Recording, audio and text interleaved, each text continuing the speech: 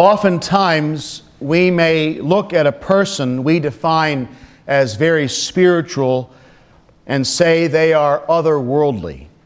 We don't call them otherworldly because they are less human, but rather because they see themselves living their life on earth under the complete influence of their vision of who Jesus is. And on this feast of Christ the King, Jesus is asking us to be otherworldly in a masterful scene taken from the Passion according to John. We call this the trial of Jesus by Pilate, but in reality it was Pilate who was on trial, standing before Jesus, the revealer of all truth. In many ways, they were in two different worlds. Pilate in the world where truth was defined by power and violence, and Jesus where truth was defined by God's love and peace. In this scene that we hear every Good Friday, Jesus takes the opportunity to speak about the reality of His kingdom that is very different than what Pilate imagined a kingdom to be.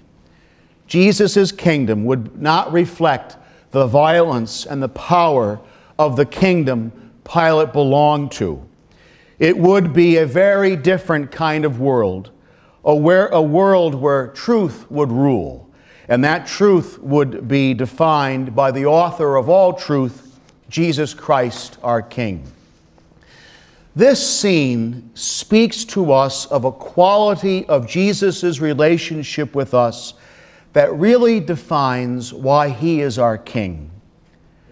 We are always comforted and even attracted to people in our lives who see the truth of who we are. Jesus knows the truth of our human hearts, and because of this fact, stands before us asking us to embrace the truth about ourselves in light of the truth of who Jesus is. One sent to save us. One sent to forgive us. The one who stands on trial for us and who gives His life to show the rulers of this world the truth of a new kingdom where there is no destruction but life in the fullness of truth. So, can we see this life in the midst of so much destruction in our world? Can we see the kingdom of God in a world where there seems to be kingdoms being built contrary to the gospel? We can because of two realities in the coming week: Thanksgiving Day and the beginning of Advent next Sunday.